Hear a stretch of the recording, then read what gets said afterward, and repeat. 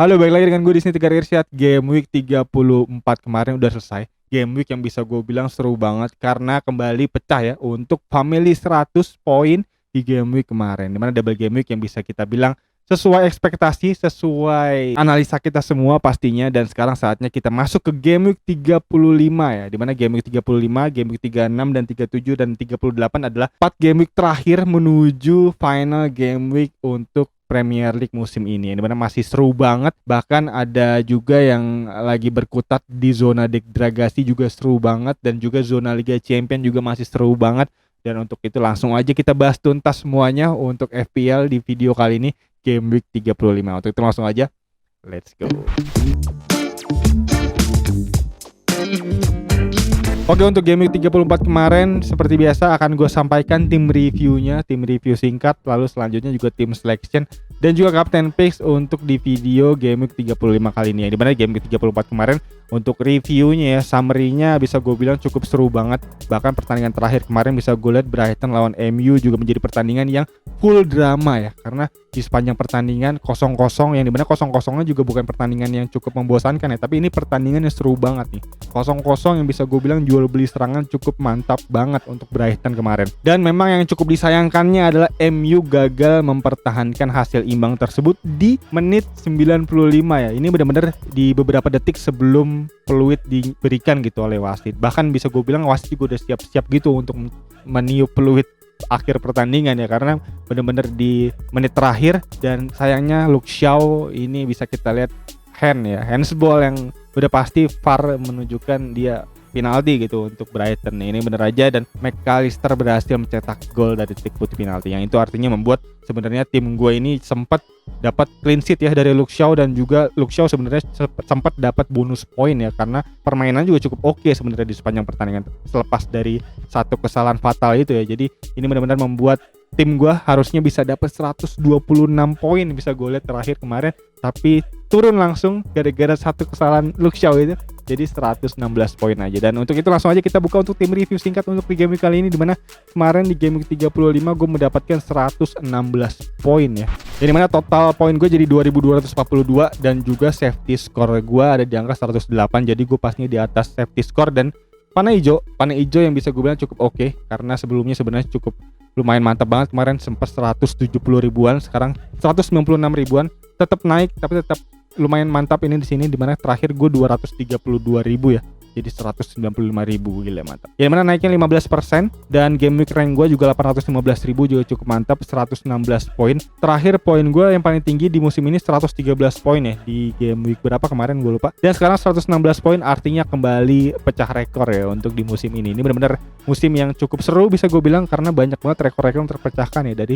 segi poin skornya nih, mantap banget. Dan juga bisa gue lihat di sini pemain-pemain gue di sini still ada 15 poin, mantap, sesuai ekspektasi gue tentunya. Memakai bench boost dari Steele ini 15 poin, double clean sheet, dan juga dari Versen yang 3 poin. Lalu selanjutnya Trippier hanya mampu 2 poin lagi di 4 game week terakhir, dan juga ada Luke Shaw 8 poin, yang dimana sempat 16 poin dia harusnya kemarin sebelum 1 menit terakhir itu ya, dan itu membuat dia langsung turun 8 poin karena dapat kartu kuning juga di injury time gue lihat. Dan ada Zouma 1 poin yang cedera ya, 18 menit baru main cedera ya, jadi dia nggak bisa main double game week, sayang banget. Dan ada Henry yang 0 poin karena memang main di bawah 60 menit, menjelang 60 menit diganti ya 59 ya, dan dapat yellow card -1. Lalu ada Pinnock 2 poin, ada Rashford juga 8 poin dengan 1 asisnya dia di pertandingan pertama di double game week kemarin. Lalu ada Grealish 7 poin, bisa gue bilang Grealish ya berarti dibagi 2 jadi 3 dan 4 poin ya, jadi agak-agak kurang sebenarnya untuk Grealish. Dan selanjutnya ada Salah 18 poin, masing-masing 9 poin, berarti artinya di rata-rata double game week ini dengan mencetak 1 gol ya, 1 gol di game kedua dan 1 gol di game pertama, jadi masing-masing mencetak 2 gol, mantap Salah.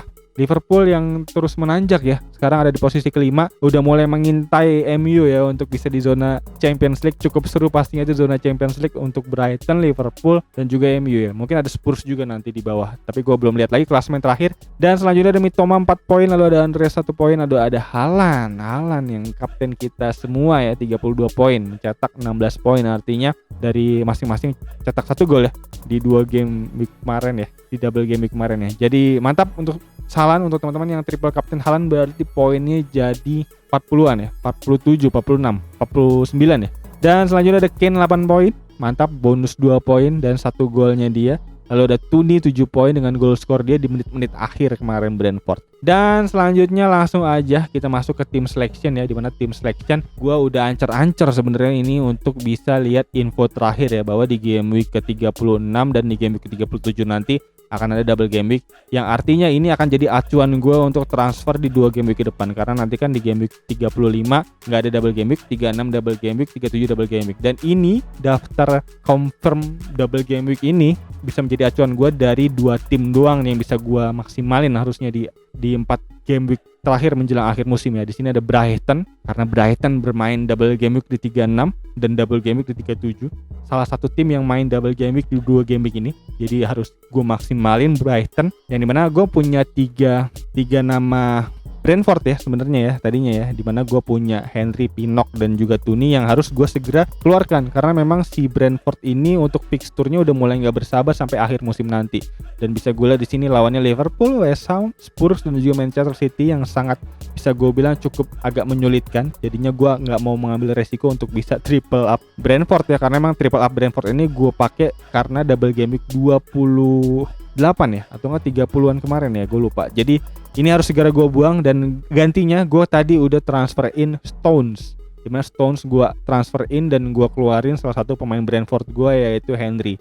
Dan Stones ini gue maksimalin, artinya gue punya triple up City di sini, karena memang City cukup bullish ya, cukup optimis gue ya melihat City ini ya sampai akhir musim nanti, karena bisa gue lihat juga fixturnya di sini cukup mantep banget nih. City nih, Leeds United, Everton, Chelsea, Brighton dan Brentford. Tim ini nih di game week 37 ini dia akan double game week ya, 2 kali main ya. Jadi cukup mantap harusnya untuk City ini untuk bisa meraih Premier League title lagi ya untuk di musim ini. Jadi gue cukup optimis untuk melihat City juara pastinya. Jadi gue maksimalin triple up City.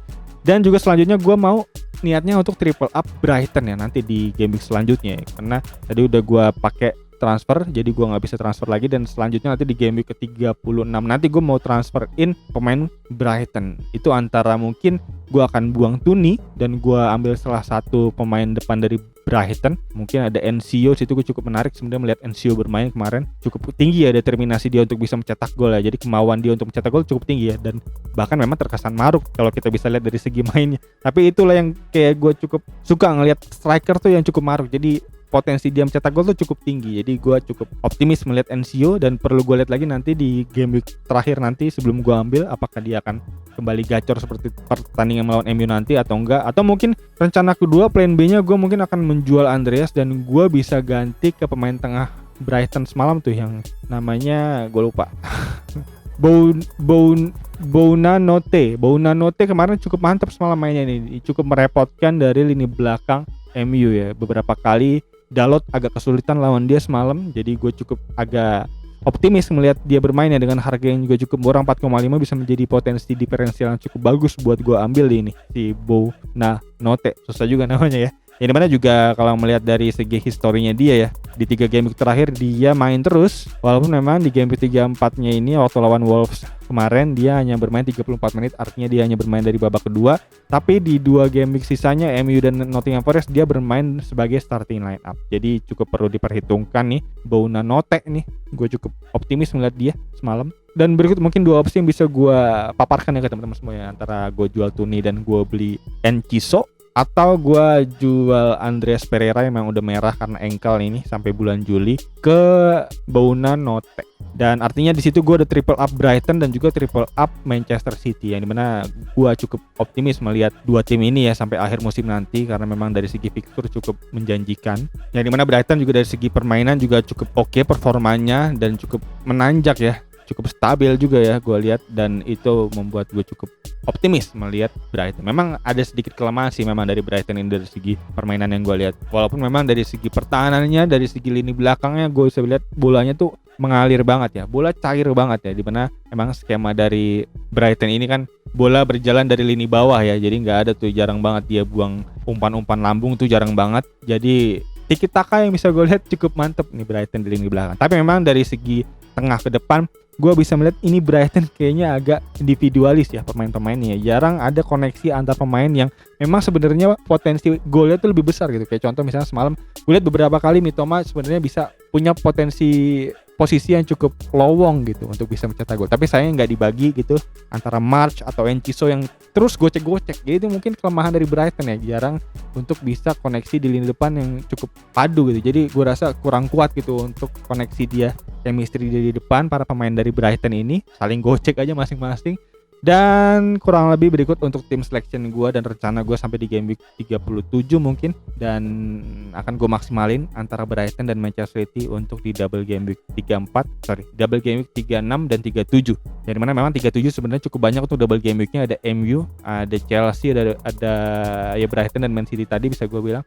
Tapi memang dari segi Chelsea gue cukup meragukan untuk potensi dia. Dan untuk MU sebenarnya cukup menarik, Bournemouth dan juga Chelsea lawannya, dimana ini ya juga bisa menjadi potensi yang bagus. Dan untuk dari segi urgensi yang bisa gue ambil, yang pertama mungkin ada Brighton yang bisa jadi target, kedua ada Man City, lalu ketiga ada Man United. Mungkin Brighton kenapa? Karena memang dia dapat double game week 36 dan 37. Lalu ada Manchester City yang memang lagi cukup oke performanya dan lagi menjadi pesaing berat ya untuk bisa meraih title Premier League tentunya, dan juga ada MU ketiga yang memang fixture-nya cukup oke nih di game week 37 nanti. Dan berikut kurang lebih untuk tim selection yang bisa gue sampaikan, dan selanjutnya untuk captain pick singkat aja. Di sini bisa gue lihat untuk dari segi expected goal ya, seperti biasa ya, understat.com untuk expected goal di sini bisa gue lihat dari sebulan terakhir seperti biasa, berarti sebulan terakhir. Expected goal tertinggi pertama ada Muhammad Salah dari Liverpool. Wow, ini cukup mengagetkan juga ya. Gue juga baru lihat data ini dengan potensi gol 7 gol dan 0 assist dari 8 pertandingan terakhir, yaitu kurang lebih sebulan terakhir. Jadi ini cukup mantap banget Muhammad Salah, menanjak banget performanya di akhir musim ini ya. Liverpool gaspol pastinya. Dan selanjutnya ada Gabriel Jesus di sini gue lihat dengan 6 kali main 5 gol dan 0 assist. Ada Erling Haaland yang ketiga. Erling Haaland nih bisa gue bilang pemain terbaik sejauh ini ya selama tahun 2023 ini, dan bahkan bisa menjadi pesaing berat Messi mungkin untuk dari Ballon d'Or, maybe, kita nggak tahu. Dan selanjutnya ada Callum Wilson juga yang lagi cukup oke di 3-2 game week terakhir. Newcastle cukup Spartan mainnya bisa gue lihat ya, dan bahkan sekarang ada berada di posisi ketiga menyalip MU. Jadi mantap banget ini untuk Newcastle dengan 8 gol 1 assist Callum Wilson, mantap. Dan untuk yang kelima Dominic Solanke, Watkins, Rashford, Rooney, Jota dan Harry Kane. Dan tunggu gue lihat dulu ya untuk dari lawan-lawannya dulu. Dari Muhammad Salah dulu yang pertama bisa gue lihat di sini Muhammad Salah akan bertanding menghadapi Brentford. Untuk dari Brentford, untuk gue lihat sebenarnya cukup optimis ya dari segi permainan, pastinya bakal seru banget. Gue selalu ngeliat nih untuk Brentford ini melawan tim-tim besar pasti menjadi pertandingan yang seru banget karena jual beli serangan pasti terjadi, dan itu artinya untuk para pemain-pemain cepat kayak Muhammad Salah ini menjadi potensi yang bagus banget nih untuk bisa mencetak gol. Mungkin memang untuk clean sheet agak susah untuk dari pertandingan ini bisa gue lihat ya, tapi mungkin dari segi pemain-pemain depan mungkin bisa menjadi potensi yang bagus banget. Kayak Muhammad Salah ini akan melawan Brentford bisa menjadi potensi kapten, artinya untuk bisa gue rekomendasikan untuk kapten picks di posisi pertama Muhammad Salah untuk gua. Dan selanjutnya ada Erling Haaland Manchester City yang akan menghadapi Leeds United. Sama halnya dengan Brentford, ini Leeds United juga bermain cukup Spartan, tapi kita nggak tahu karena pelatihnya baru Sam Allardyce yang terkenal bermain cukup konservatif, dan itu artinya akan menjadi potensi pertahanan yang all out banget nih pastinya dari Leeds United. Kita nggak akan bisa ngelihat Leeds United kayak di game kemarin pastinya kayaknya. Dan perlu kita lihat lagi apakah skemanya tetap berjalan seperti Leeds yang kemarin atau menjadi skemanya Sam Allardyce ya. Kita perlu lihat, dan kalau memang ternyata skemanya cukup bertahan abis, parkir bis, Haaland pastinya akan kesulitan banget. Dan untuk itu potensi kapten tetap akan gue jatuhkan ke Muhammad Salah di posisi pertama lawan Brentford, dan kedua mungkin akan ke Haaland ya, Leeds United di posisi kedua.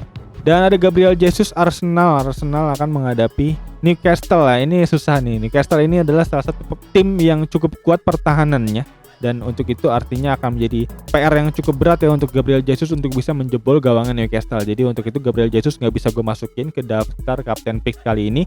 Dan selanjutnya ada Callum Wilson. Newcastle United juga akan menghadapi Arsenal yang bisa gue bilang pastinya akan agak sulit ya, karena Arsenal juga pastinya masih terus berusaha maksimal untuk bisa meraih juara Premier League musim ini. Jadi untuk itu Callum Wilson kayaknya bakal kesulitan. Tapi kita nggak tahu ya apakah Arsenal akan bermain all out dan melakukan blunder yang sama banyaknya waktu lawan City kemarin. Kita nggak tahu juga. Kalau memang terjadi seperti itu, mungkin Callum Wilson bisa menjadi potensi yang bagus untuk alternatif kapten. Jadi Callum Wilson mungkin akan gue masukin ke alternatif kapten untuk di kapten picks kali ini. Dan selanjutnya Dominic Solanke gue nggak cukup optimis melihat Bournemouth sebenarnya. Dan walaupun memang sebenarnya kemarin cukup oke dengan mencetak gol ya, tapi gue tetap kayak nggak bisa ngelihat Bournemouth tuh menjadi potensi bagus gitu. Jadi cukup gambling ya untuk bisa gue ambil Solanke bisa menjadi kapten. Jadi gue nggak akan masukin. Udah Ollie Watkins Aston Villa akan menghadapi Wolverhampton. Ini mana ini pertandingan cukup seimbang juga nih. Jual beli serangan pasti akan terjadi dan Ollie Watkins mungkin bisa menjadi potensi bagus.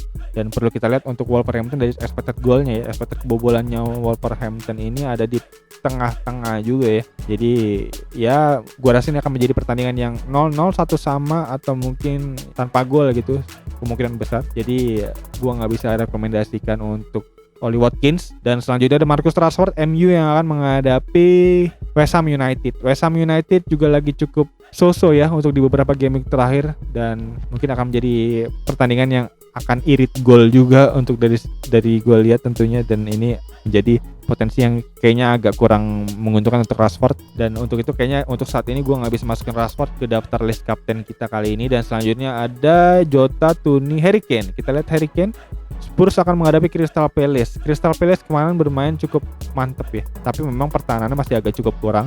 Dan untuk itu artinya ini adalah menjadi potensi pertandingan dengan banyak gol terjadi nih. Mungkin 3-2, 4-3, mungkin bisa banget terjadi itu. Jadi Harry Kane bisa menjadi potensi kapten ketiga untuk di kapten pick kali ini ya. Jadi untuk kapten pick pertama tadi ada Mohamed Salah, lalu yang kedua ada Erling Haaland, dan yang ketiga ada Harry Kane. Dan untuk alternatif kapten untuk diferensial ada Callum Wilson. Dan berikut kurang lebih untuk kapten pick yang bisa gue sampaikan. Semoga membantu teman-teman semua ya dalam meramu serta meracik tim di game week 35 ini. Dan kayaknya itu aja untuk teman-teman yang mungkin punya pertanyaan, masukan, saran, kritik, dan nama-nama lain mungkin yang terlewat dari gue, bisa feel free langsung tulis di kolom komentar di bawah.